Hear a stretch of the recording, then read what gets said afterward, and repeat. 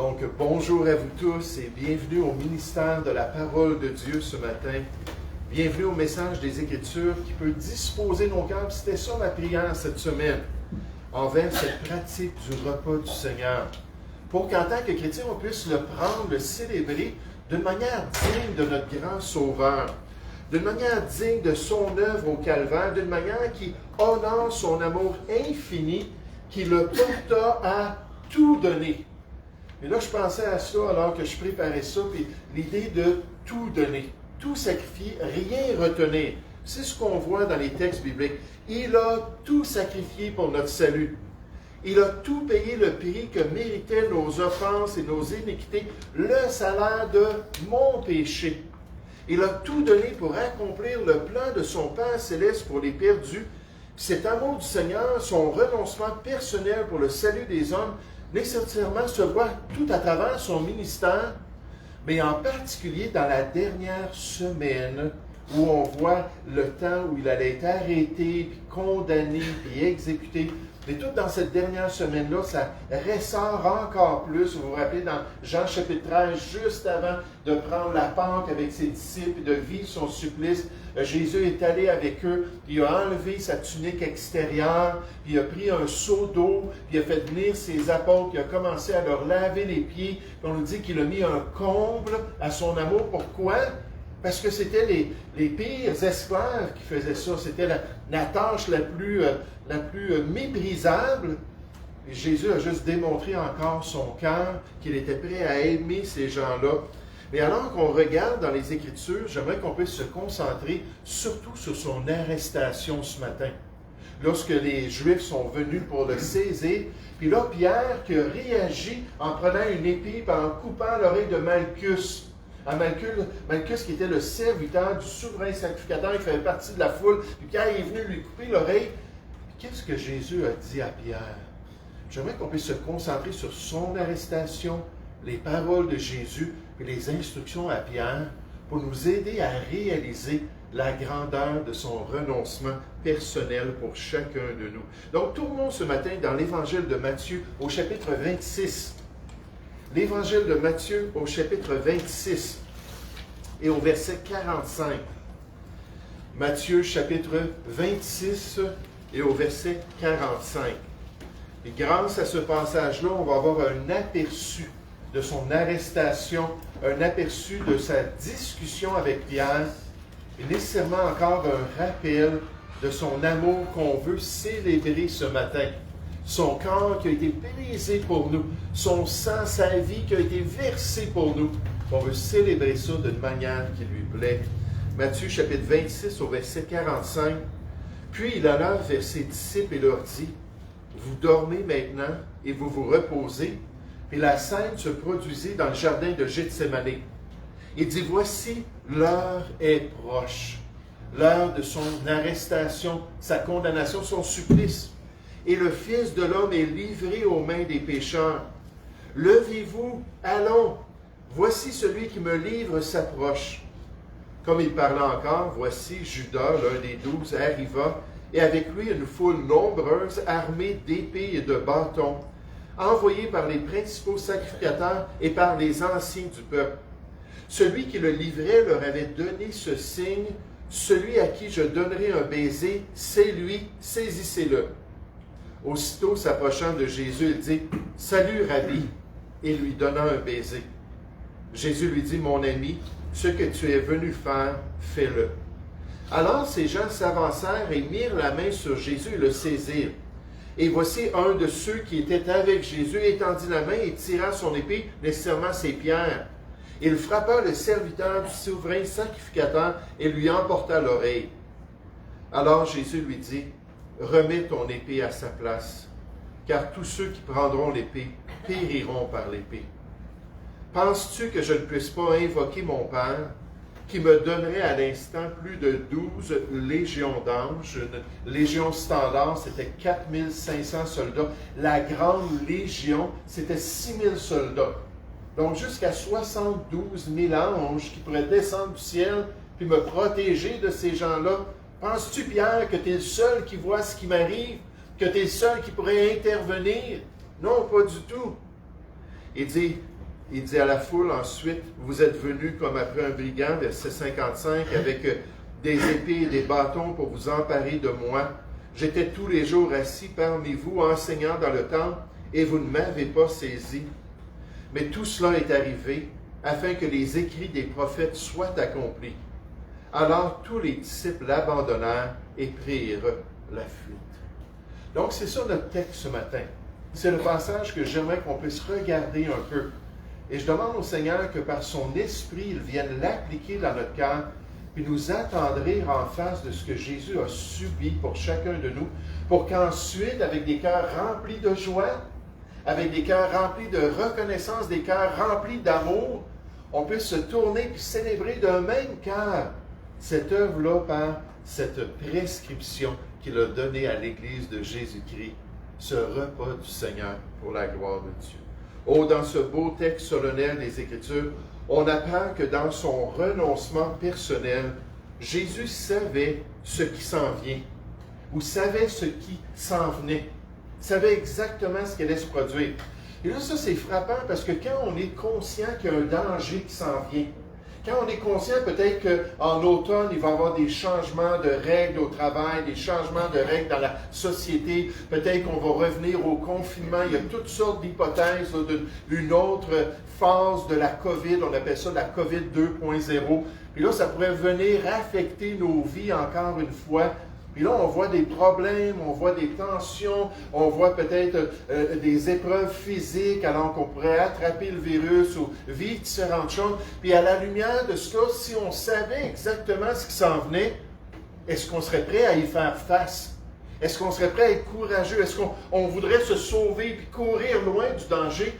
Mais Jésus, lui, savait exactement tout ce qui s'en venait. Il savait être la pire épreuve de son existence. Il n'était nullement surpris par son arrestation. Il n'était nullement démuni en face de ses ennemis. Il n'était nullement abattu en face de ceux qui venaient le saisir pour le livrer aux autorités juives de l'époque, alors que la Bible nous dit que la puissance des ténèbres était à l'œuvre, la puissance des ténèbres se manifestait pleinement, se levait contre sa personne, se levait contre son autorité, se levait contre son message, puis tout se levait contre lui. Puis malgré cela, étant conscient de tout ce qui allait venir, il était pourtant prêt à renoncer à lui-même pour payer pour notre salut, pour aller jusqu'au bout et accomplir l'œuvre de Dieu. Ça, c'est notre grand sauveur. Regardez dans Matthieu chapitre 26 au verset 36, comment est-ce qu'on voit ressortir sa compréhension de ce qui s'en venait, son courage, sa force. On nous dit au verset 36 là-dessus, Jésus allait avec eux dans un lieu appelé Gethsémani, donc on recule un peu dans notre texte. Il dit aux disciples, « Asseyez-vous ici pendant que je m'éloignerai pour prier. » Il prit avec lui Pierre et les deux fils de Zébédée, et il commença à éprouver de la tristesse et des angoisses. Là, je peux m'imaginer les trois apôtres qui sont là, Pierre, Jean et Jean. Là, ils regardent le Seigneur Jésus, puis pour la première fois de leur ministère, depuis 3 ou 4 ans qu'ils sont avec lui, là, ils le voient, là, puis il y a une pression énorme, on nous parle des grumeaux de sang qui commencent à couler de son air, puis il y a quelque chose qui se passe, puis ils se disent, mais voyons, qu'est-ce qui arrive? On est venu ici, on est venu pour adorer puis chanter des louanges au Seigneur. Puis qu'est-ce qui se passe? Eux, ils n'étaient pas conscients. Ils leur avaient dit, par contre, ça s'en vient. Je vais être livré aux païens. Je vais être livré par mon propre peuple qui vont me chasser d'ici pour que je sois crucifié, que je ressuscite des morts. Puis en face de la réalité physique, en face de la réalité psychique, en face de la séparation de son Père céleste, il éprouve une tristesse et des angoisses, la pression est là, verset 38. Il leur dit alors, mon âme est triste jusqu'à la mort. Si jamais ça arrive qu'on est totalement démuni, si jamais ça arrive qu'on est totalement là, démoralisé, on est totalement abattu, Jésus a été tenté comme nous en toutes choses, puis il dit, approchez-vous avec assurance de moi. Moi, j'ai compassion pour vous. Et je vais être là pour vous aider. Il dit, mon âme est triste jusqu'à la mort. Restez ici et veillez avec moi, j'ai besoin de votre accompagnement. » Puis ayant fait quelques pas en avant, il se jeta sur sa face et cria, « Mon Père, s'il est possible que cette coupe s'éloigne de moi toutefois, non pas ce que je veux, mais ce que tu veux, son choix était fait. » Sa détermination absolue, son amour réel. Et il vint vers les disciples qu'il trouva endormis. Il dit à Pierre, « Vous n'avez donc pas pu veiller 1 heure avec moi, avoir compassion de ce que je suis en train de vivre, puis même pour vous, veiller et prier afin que vous ne tombiez pas dans la tentation. Oui, l'esprit est bien disposé, mais la chair est faible. » Il s'éloigna une seconde fois et pria ainsi, « Mon Père, s'il n'est pas possible que cette coupe s'éloigne sans que je la boive, que ta volonté soit faite. » Puis je me demande dans notre dépression, je me demande lorsqu'on ne voit plus de solution, je me demande lorsqu'on est arrivé au bout de nous-mêmes, si en tant que chrétien, dans des temps difficiles, on s'approche comme Jésus, si on veut revêtir l'image de Jésus, c'est une chose qu'il faut développer par sa grâce, que Dieu veut nous permettre de faire, d'arriver avec notre situation, d'arriver avec notre destin, avec notre avenir, avec nos finances, avec notre famille, et dire, Seigneur, que ta volonté soit faite. Je te donne tout, Seigneur. Je consacre tout à toi. Et que ton plan s'accomplisse dans notre vie. Oh, pour le Seigneur Jésus, c'était le cas. Verset 43, « Il revint et les trouva encore endormis, car leurs yeux étaient appesantis après une grande journée, une grosse journée. Il les quitta et s'éloigna. Il pria pour la 3e fois, répétant les mêmes paroles avec résolution et détermination. Puis il alla vers les disciples et leur dit, « Vous dormez maintenant et vous vous reposez. Voici l'heure est proche et le Fils de l'homme est livré aux mains des pécheurs. Levez-vous, allons. Voici celui qui me livre s'approche. » Et comme il disait ces choses-là, voici Judas arriva. Verset 50, Jésus lui dit, « Mon ami, pas surpris du tout, il savait que ça allait être Judas qui allait le livrer. Mon ami, ce que tu es venu faire, fais-le. » Alors ces gens s'avancèrent, mirent la main sur Jésus et le saisirent. Oh, il faut comprendre ce matin que Jésus était conscient de tout ce qu'il allait subir pour notre salut. Il était conscient et il accepta volontairement de payer le prix ultime pour nous sauver. Il savait ce qui s'en venait au calvaire et il plia le genou devant la volonté de son Père céleste. Il comprenait l'ampleur du sacrifice exigé par la justice de son Père et il s'offrit lui-même pour devenir cet agneau merveilleux, ce rédempteur de l'être humain. Ce matin, on peut juste dire merci, Seigneur Jésus. Merci qu'en face de tout cela, tu as été prêt à payer le prix. Oh, il y a des années de cela, un avion s'est écrasé dans les eaux glacées, c'était l'hiver, dans un lac aux États-Unis. Il y a bien des années, alors que les survivants sortaient de l'engin pour sauter dans les eaux, un passant vit la situation, puis vit la possibilité que ces gens-là, qui étaient tellement loin de la rive, l'avion était écrasé, mais il flottait.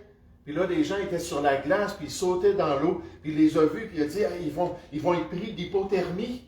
Ah, ils vont être saisis, puis ils vont mourir là. Puis il a vu cela, puis il a enlevé son manteau d'hiver, puis il a enlevé ses bottes, puis il a sauté dans l'eau. Puis là, il a commencé à s'en aller vers les gens pour essayer de les aider. Il y avait beaucoup de monde sur la rive.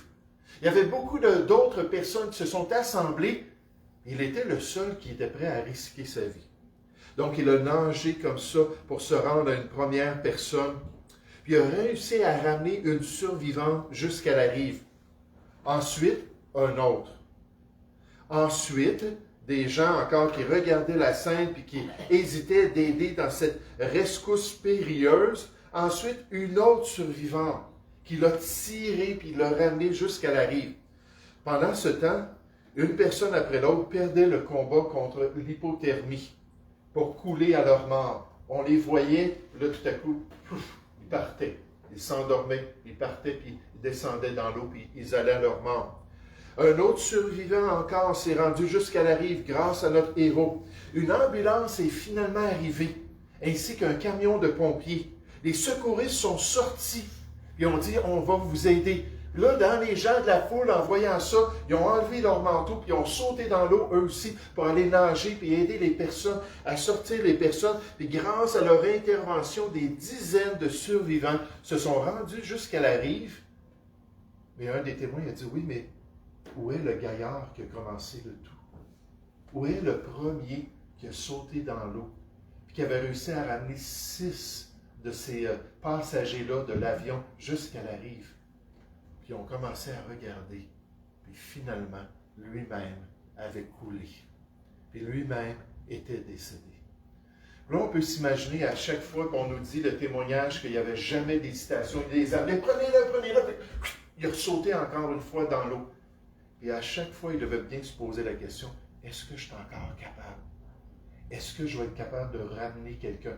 Est-ce que moi, je vais mourir en faisant cela? Et pourtant, il est allé jusqu'au bout, n'est-ce pas?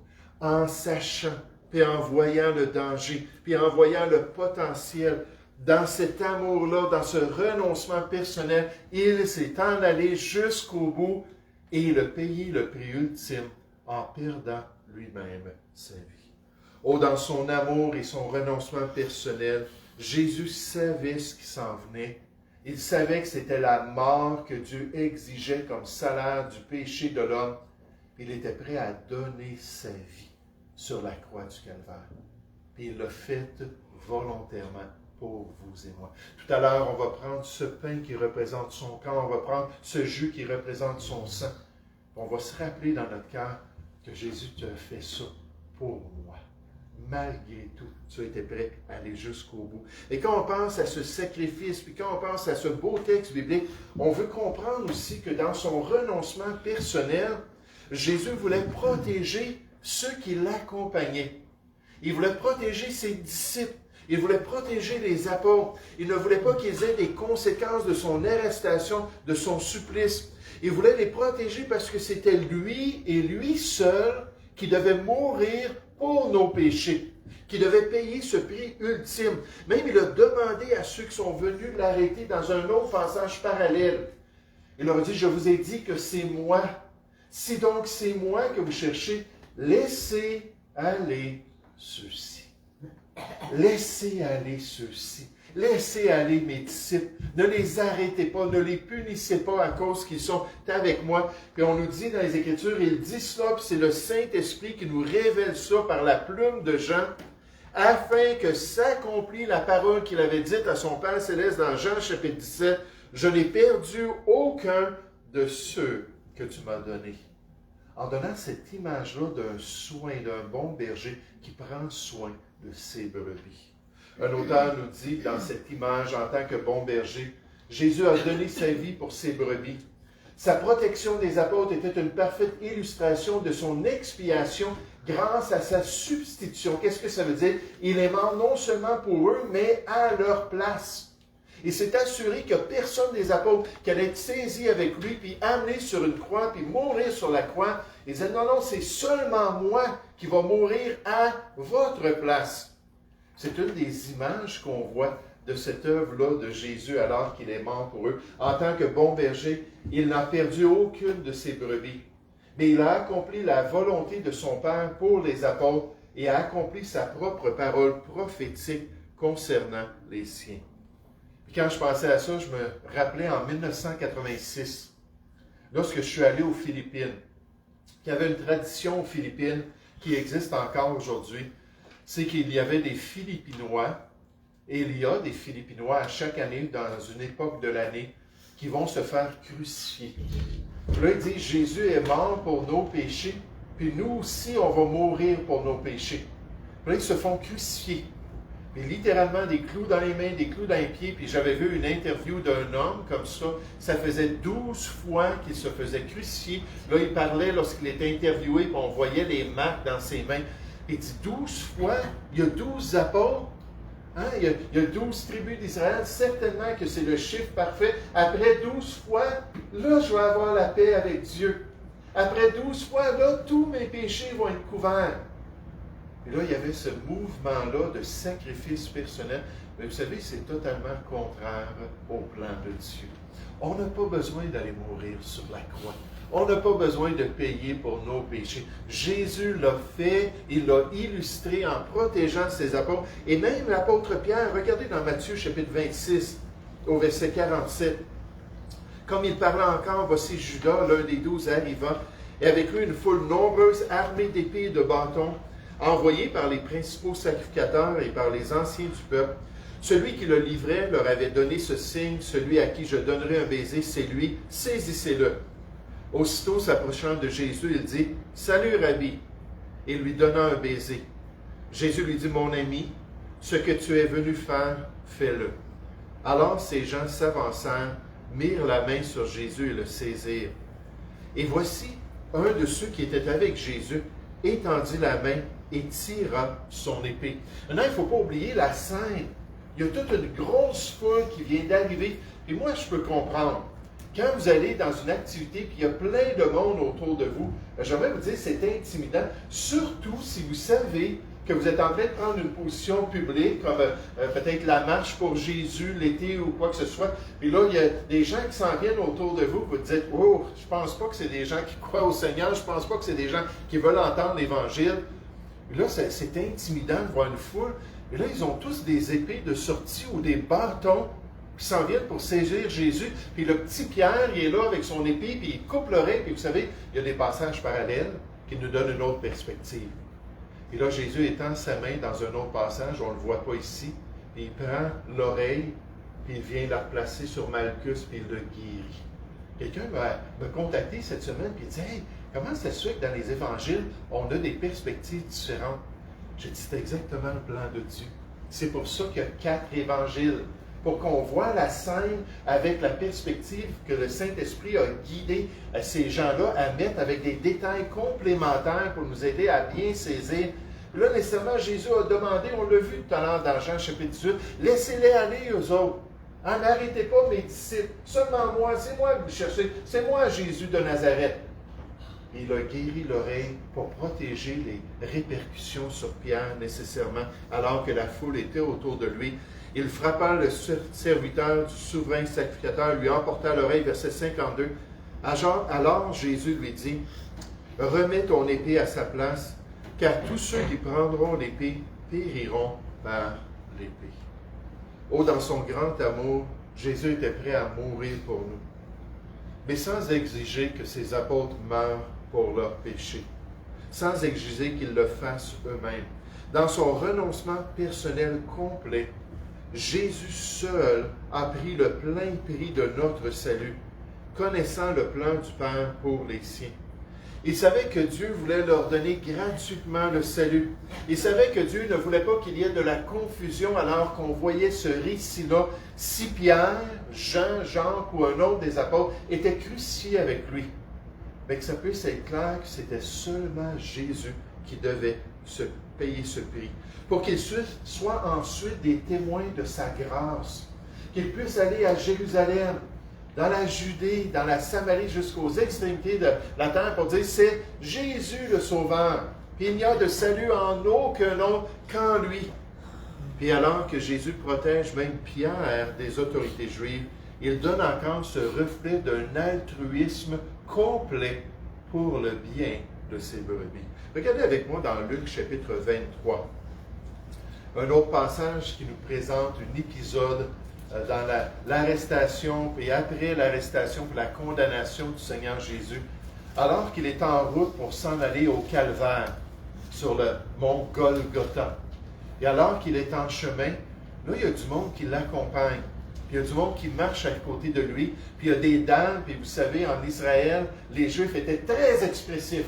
Quand quelque chose n'allait pas, puis qu'il y avait une douleur intérieure, ils prenaient de la poussière de la terre, puis ils envoyaient ça dans les airs. Ils prenaient leurs cheveux, puis ils s'arrachaient les cheveux, puis la barbe, puis ils s'arrachaient la barbe. Puis là, ils se mettaient à crier, à se lamenter à haute voix. C'était normal pour les Juifs. C'était comme ça qu'ils exprimaient leur douleur intérieure. Là, Jésus s'en va vers sa croix, puis il y a du monde autour de lui.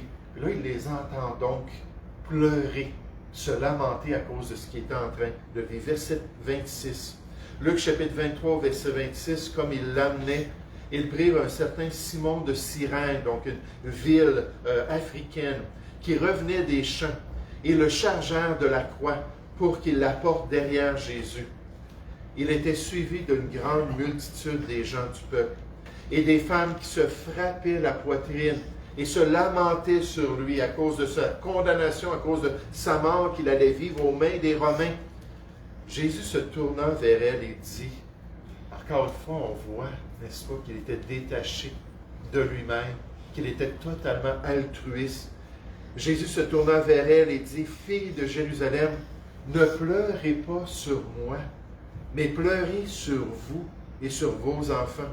Car voici des jours viendront où l'on dira, heureuses les stériles, heureuses les entrailles qui n'ont point enfanté, et les mamelles qui n'ont point allaité, ça laisse produire en l'an 70, quelques années après cela.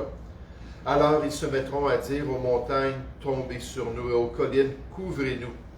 Car si l'on fait ces choses au bois vert, un type de bois vivant, un bois qui est toujours dans l'olivier sauvage, qu'arrivera-t-il au bois sec? Oh, l'amour de Jésus était entièrement altruiste. Son renoncement personnel visait toujours le bien d'autrui, même de Pierre. Mais lorsqu'on nous décrit l'amour de Dieu dans 1 Corinthiens chapitre 13, pour qu'on puisse l'imiter, qu'on puisse vivre selon l'amour de Dieu, l'agapé du Seigneur, on nous dit concernant l'amour de Dieu qu'il ne cherche point son intérêt. Je vais vous dire, je prie le Seigneur parce que je ne suis pas rendu là. Je demande l'aide du Seigneur dans sa sanctification parce que je ne suis pas rendu là. Point nul, on voit ça tout à travers 1 Corinthiens chapitre 13 pour décrire l'amour parfait de Dieu qu'il veut décalquer dans notre vie, qu'il veut produire alors qu'on a cette image-là du Seigneur qui se manifeste, mais ici on voit tellement cet amour, l'amour vrai de Jésus, l'amour altruiste, l'amour qui considérait ses disciples, qui considérait ses brebis et qui l'a amené à faire ces choix-là pour leur bien. Dans son renoncement personnel, Jésus savait ce qui s'en venait et pourtant, il était prêt à aller jusqu'au bout. Il était prêt à payer pour nous. Dans son renoncement personnel, Jésus voulait protéger les siens. Il le dit dans sa prière à son Père céleste, « Je n'ai perdu aucun de ceux que tu m'as donnés. » Une belle image, n'est-ce pas, de notre sécurité en Jésus-Christ, alors qu'on le connaît personnellement. Puis en conclusion, avant de célébrer ensemble le mémorial de son sacrifice personnel, j'aimerais qu'on puisse comprendre que dans son renoncement personnel, Jésus voulait accomplir la parole. Il voulait accomplir la parole de son Dieu, qui était la volonté de son Père céleste. Il voulait accomplir ce qui était prophétisé à son égard. Quelqu'un m'a demandé combien de prophéties concernant le ministère de Jésus dans l'Ancien Testament. On estime 109 prophéties qui parlent de où il allait naître, puis il allait être un Nazaréen, puis comment il allait se conduire, puis comment il allait être auprès du peuple, puis comment le surnaturel allait l'accompagner, comment il allait être rejeté, puis méprisé, puis livré par les brebis d'Israël pour qu'il devienne le sacrifice pour le pardon de leurs péchés. 109 prophéties. Puis Jésus voulait toutes les accomplir. Même sur la croix, il a dit, « J'ai soif », afin qu'il soit accompli encore une fois. Cette prophétie-là, que dans sa mort, le Messie d'Israël s'écrirait, « J'ai soif ». Jésus a fait ça pour accomplir la volonté de Dieu. Il voulait suivre ce qui était écrit concernant son ministère messianique. Concernant son œuvre sur la croix du Calvaire, Jésus était prêt à accomplir toute la volonté de Dieu en tout point. Pourquoi? Parce qu'il faisait toujours ce qui lui était agréable. Lors d'un repas dimanche passé ici au bâtiment, on était en train de manger ensemble et un des frères a dit « Oh, moi, je vois la vie chrétienne comme étant théocentrique et non pas anthropocentrique. » Les gens disent « Qu'est-ce que ça veut dire? » Théo, ça veut dire Dieu, anthropos, ça veut dire homme. Il dit, moi, la vie chrétienne, c'est être centré sur Dieu. Puis se penser à lui. Est-ce que je lui est agréable? Est-ce que je marche dans ses voies? Est-ce que j'accomplis les œuvres qu'il a préparées d'avance pour nous? J'ai dit, hey, gloire à Dieu. C'est exactement ce que la Bible dit. D'être capable de se décrocher de nous-mêmes. D'être capable d'écraser notre moi quand on apprend la volonté de Dieu. Se détourner de notre nombril. Arrêter de penser qu'on est la personne la plus importante sur la terre. Puis comme Jésus-Christ, voir, Seigneur, que veux-tu que je fasse, Seigneur, que ta volonté soit faite dans tous les détails. Et de la même manière, nous, Dieu nous demande de nous concentrer sur ce qu'il nous a révélé et nous dit, mettez en pratique la parole. Mettez en pratique ma révélation, la Bible. Et ne vous bornez pas à l'écouter en vous trompant vous-même par de faux raisonnements. Dans le ministère de Jésus, on voit cet exemple pour qu'on puisse imiter cette image de Jésus et être passionné pour la parole de notre Dieu. Toujours vouloir accomplir sa volonté. Regardez au verset 51 de notre texte. On nous dit, voici un de ceux qui étaient avec Jésus, étendit la main et tira son épée. Il frappa le serviteur du souverain sacrificateur, lui emporta l'oreille. Il n'y avait aucune prophétie qui disait cela.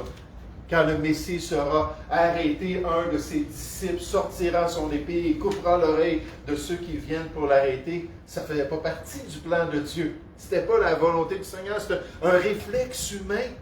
Hein, c'est un sentiment compréhensible. Il a dit, je suis prêt à mourir pour toi, Seigneur. Et Pierre était sincère, malgré qu'il ne réalisait pas ce qu'il était en train de dire. Et des fois, c'est ça nos émotions, n'est-ce pas? C'est ça nos pressions intérieures, notre passion, nos désirs, mais peut-être un élément de notre piété qui nous amène à faire quelque chose. Puis là, Dieu dit, non, c'est pas ça que je veux que tu fasses. C'est pas ça mon plan pour toi. C'est pas ça ma volonté. David, un jour, en face du fait que le Seigneur se réunissait avec le peuple dans une tente, la tente d'assignation, puis il venait le rencontrer dans ce tabernacle-là. Il dit, moi, j'habite dans une maison, puis mon Dieu habiterait dans une petite tente. Ça n'a pas d'allure. Puis là, il parle de ça à son prophète principal qui venait pour le guider, tout ça, puis il lui partage ça. Son prophète lui dit, vas-y, construis une maison pour ton Dieu. Dieu est avec toi. Hein, que Dieu te bénisse dans ton désir. Puis là, il s'en va, puis Dieu vient le voir. Il dit, attends, retourne voir David. C'est pas lui qui va construire ma maison. C'est son fils qui va construire ma maison.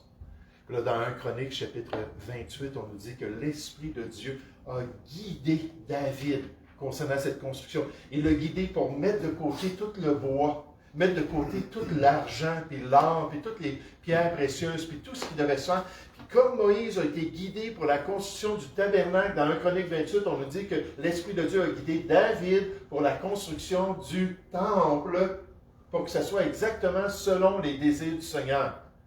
Puis là, Dieu l'a utilisé, mais il a dit, c'est pas toi qui vas construire ma maison. Et c'est pour ça que c'est important d'être honnête devant Dieu. Dans nos élans de cœur, puis dans nos désirs, puis nos sentiments, puis nos expériences, toujours dire, Seigneur, que ta volonté soit faite. Verset 52. Alors Jésus lui dit, remets ton épée à sa place, car tous ceux qui prendront l'épée périront par l'épée. Penses-tu que je ne puisse pas invoquer mon Père qui me donnerait à l'instant plus de 12 légions d'anges? J'ai dit juste en passant, tu t'en vas sur la terre, tu vas prendre un corps comme les hommes, puis tu vas t'en aller au calvaire. Si jamais tu décides que ce n'est pas ça que tu veux faire, mais là j'ai 12 légions d'anges qui sont prêts pour venir te sortir de là, puis te permettre d'être victorieux dans ta décision. Et là, regardez le verset 54 qui est la clé dans tout cela. En face de cette provision de Dieu. Il dit, comment donc s'accompliraient les Écritures d'après lesquelles il doit en être ainsi, d'après lesquelles il faut que je sois arrêté, d'après lesquelles il faut que je sois livré aux autorités juives, d'après lesquelles il faut qu'on me livre aux païens, puis que je m'en aille sur la croix du Calvaire, puis que je paie pour le salut des hommes. Les Écritures l'ont dit, c'est le plan de Dieu et je dois me soumettre à la volonté de Dieu. Il le faisait en tout temps. C'était les paroles de Dieu qu'il donnait pendant son ministère. C'était les œuvres miraculeuses de Dieu qu'il accomplissait. C'était les décisions de Dieu qu'il faisait en tout temps. Parce qu'il était entièrement connecté à son Père céleste et prêt à accomplir sa volonté. Oh, une bonne réflexion, ce qui suit. Chacun de nous doit décider. Sera-ce l'épée, ma réaction humaine, ou la coupe, ou accepter ce que Dieu permet? Vais-je résister à la volonté de Dieu ou me soumettre à la volonté de Dieu? La coupe implique généralement de la souffrance, Mais dans cette souffrance, dans le plan de Dieu, dans sa direction, dans cette souffrance, ça mène finalement à la gloire et à la bénédiction de Dieu. Nous ne devons pas craindre la coupe, car elle a été préparée par le Père spécialement pour nous. Il sait combien nous pouvons en prendre et il mélange dans cette belle coupe-là son contenu avec sagesse et avec amour quand on est prêt à se soumettre à sa volonté. Jésus dit dans tous les détails, même lorsque je vais dire tout est accompli, je dis je rends mon esprit entre tes mains, Seigneur. Je vais accomplir tous les détails que toi tu as choisis pour moi. Ça, c'est l'attitude qu'on doit avoir si on veut revêtir de plus en plus l'image du Seigneur Jésus. Le grand réformateur Martin Luther, après avoir cherché à expliquer le salut par la grâce, sans les bonnes œuvres, sans les sacrements, sans les rituels de l'Église, de la liturgie de l'Église, a pris de plus en plus une position séparatiste contre l'Église mère qu'il a tant aimée dans le passé. Donc, il était dans l'Église, la Sainte Église catholique romaine, s'est aperçu que cette Église-là n'était pas structurée selon l'Église du Nouveau Testament. Elle n'était pas en règle avec les enseignements du premier siècle. Puis il a commencé à l'accuser devant son peuple et à l'accuser devant les autorités de sa nation. C'est alors qu'en 1521, un mandat d'excommunication a été prononcé par le pape Léon X. Et que l'empereur qui était là, Charles V, l'a invité aux diètes dans la ville de Worms pour se défendre, pour examiner ses croyances, ses écrits, sa position concernant l'Église. Pourquoi est-ce que je vous parle de cela ce matin? Pendant son temps devant les grands docteurs de l'Église catholique, Martin Luther revenait toujours aux Écritures. Là, c'était son exécution là, qui s'en venait devant lui. Alors, on avait déjà tout là, préparé qu'il puisse être brûlé au bûcher puis exécuté. Mais il revenait toujours aux Écritures comme étant l'autorité suprême sur le croyant. « Montrez-moi dans les Écritures, disait-il à ses docteurs de la loi, qu'est-ce que Paul, Jacques et Matthieu ont dit sur la question? Ne me parlez pas d'Augustin, ne me parlez pas des conciles de l'Église, ne me parlez pas des grands écrits ecclésiastiques du passé. » Puis il a dit, ma conscience est captive, ma conscience est esclave de la parole de Dieu, que Dieu me vienne en aide. Puis après avoir tout débattu la question du salut, parce que c'était ça le grand litige, les 95 thèses qu'il avait mis sur les portes de l'église du château de Wittenberg disaient, est-ce que c'est possible que l'Église soit en train de se tromper? Est-ce que c'est possible que le pape n'ait pas l'amour de Dieu, puis qu'il ne pardonne pas les péchés comme il dit en avoir le pouvoir? À part si on paie un petit peu pour construire la cathédrale de Saint-Pierre à Rome, pour la gloire de son nom. Là, il remettait 95 déclarations qui remettaient toute la question du salut tel qu'enseigné dans le catholicisme, qui ramenait cela devant les vérités des Écritures.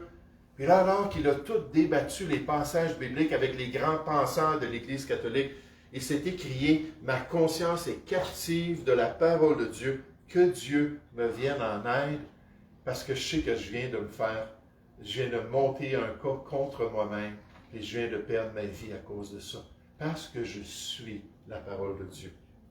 Après avoir quitté le diète que l'empereur lui permit de faire, il est reparti. Puis il y a eu tout de suite un mandat d'arrêt et d'exécution qui a été proclamé contre ce héros de la foi. Mais Frédéric le Sage, son ami, vint toutefois s'emparer de lui pour l'emporter au château de Wartberg et l'isoler des yeux des autorités. Il y avait un mandat d'arrêt, c'était la personne la plus recherchée en Allemagne. Personne ne savait où il était parce qu'il a été capturé. On l'a amené de nuit dans le château de Wartberg. On lui a donné une pièce où il pouvait vivre. Puis il a terminé sa vie dans cette, si on pourrait dire, ce confinement. On parle de confinement encore, cet automne peut-être de confinement qui vont revenir. Lui, il a été dans un confinement qui a duré des décennies. Puis avec tout ça, ses amis pouvaient venir le voir. s'est même marié, il a eu 6 enfants. Mais il est resté dans ce confinement-là. Pourquoi? Parce que sa conscience était captive d'une parole, la parole de Dieu, que les autorités de l'époque ne voulaient pas entendre. Et à cause de ça, il a payé ce prix ultime. Oh, il y a eu une accusation cette semaine, je suis désolé, je n'ai pas pensé de vous mettre cette image-là. Mais c'est une politicienne en Angleterre qui, pour la deuxième fois, a pris position concernant tout le mouvement LGBTQ+, puis ainsi de suite. Elle a juste dit, elle dit, mais moi, je ne peux pas voter des lois qui vont permettre des opérations pour les enfants, puis toutes sortes de circonstances. Puis là, encore une fois, dans le Parlement anglais, elle a cité des passages de la Bible. La première fois qu'elle a fait cela, elle a été arrêtée, puis elle a été accusée d'avoir mélangé la religion avec les choses de l'État. Là, elle a dit, mais historiquement, la foi chrétienne a toujours fait parler des discussions. Notre constitution est basée, nos valeurs judéo-chrétiennes sont basées là-dessus. Pourquoi aujourd'hui c'est différent? Comment ça se fait qu'on ne peut plus en parler? Puis là, elle était devant un juge, puis finalement, elle a été exonérée. Il a dit, le juge a dit, OK, bien là, tu as juste partagé ton opinion, et c'est correct, tu peux t'en aller. Là, elle revient encore dans cette charge-là qu'elle a reçue de ses concitoyens qui l'ont élue, puis qui l'ont mis dans cette position-là. Puis encore une fois, en phase de décision que le gouvernement, qui était extrême, elle a dit, je ne peux pas, en tant que chrétienne, faire ça, parce que, et là, elle a cité les Écritures, puis encore une fois, elle est dans l'eau chaude. Pourquoi? Parce qu'elle préfère suivre Dieu que de suivre l'être humain. Ma conscience est captive à la parole de Dieu. Est-ce que c'est le cas dans ma vie? Est-ce que c'est la réalité dans les choix de mon quotidien? Est-ce qu'on est déterminé à toujours dire dans nos grandes décisions, il est écrit, ça suffit, et c'est ça que je vais faire. C'est la parole que je vais suivre pour accomplir la volonté de Dieu. Et pour notre Seigneur, c'était le cas. Oh, ce matin, alors qu'on termine maintenant cet exposé, alors qu'on réfléchit un peu à ces réalités-là, on voit que Jésus a été prêt à payer le prix. Il savait ce qui s'en venait, il était prêt à continuer et à aller jusqu'au bout. Il savait qu'il devait protéger ses brebis. Et même Pierre, dans son insolence, même Pierre, dans son coup de tête, qui a cherché à tuer un être humain, mais surtout, il savait qu'il devait accomplir la volonté de son Père céleste. S'en aller sur la croix du Calvaire, souffrir atrocement, puis là, avoir cette séparation avec son Père céleste, et pourtant, à travers tout cela, continuer jusqu'à ce qu'il puisse dire, c'est fait, c'est complété. Et ce matin, on peut célébrer que le salut, la nouvelle vie en Jésus-Christ, c'est un cadeau en lui, qu'il nous offre et qu'on peut recevoir, dire, oui Seigneur Jésus, quiconque va invoquer le nom du Seigneur, la Bible dit, oui Seigneur Jésus, viens dans mon cœur, viens prendre mes péchés, donne-moi la vie éternelle. Et alors qu'on le fait, Dieu nous donne cette nouvelle vie-là. Quiconque va invoquer son nom sera sauvé. Parce que Jésus a tout payé. Oh, n'allez pas aux Philippines cette année pour la grande célébration. N'allez pas vous faire crucifier. Ça ne sert absolument à rien. En fait, c'est une offense à la personne de Dieu. C'est de dire, mais Jésus, ce n'était pas assez ce que lui a fait. Puis moi, j'ai besoin de souffrir pour mes péchés. C'est contraire à la volonté de Dieu. Nous allons prier ensemble. Père Céleste, on veut te louer, on veut te remercier ce matin pour cette belle occasion, encore une fois, de célébrer l'œuvre de notre Sauveur. Ô Père Céleste, on ne veut pas que ça devienne coutumier, on ne veut pas que ça devienne ordinaire, que ça perde son charme, que ça perde de sa valeur spirituelle. Toi-même, tu as fait des fêtes dans l'Ancienne Alliance, dans le Nouveau Testament, parce que Seigneur, tu sais qu'on a besoin de se rappeler, on a besoin de revenir à notre premier amour, on a besoin de l'aimer encore plus alors qu'on réalise comment il nous a aimés. Et Père Céleste, j'aimerais te demander que tu puisses nous aider à apprécier de plus en plus ce grand sacrifice. Oh, en face des problèmes qui s'en viennent, Seigneur, être prêt à faire ta volonté. En face peut-être du découragement de notre cœur, être prêt à dire que ta volonté soit faite. Puis en face, Seigneur, de cette fin de vie, alors qu'on va avoir terminé, qu'on puisse savoir, Seigneur, qu'on a suivi ta parole et que notre conscience soit captive de la parole de Dieu. Ô Seigneur, comme notre Sauveur. Nous te prions au nom du Seigneur Jésus. Amen.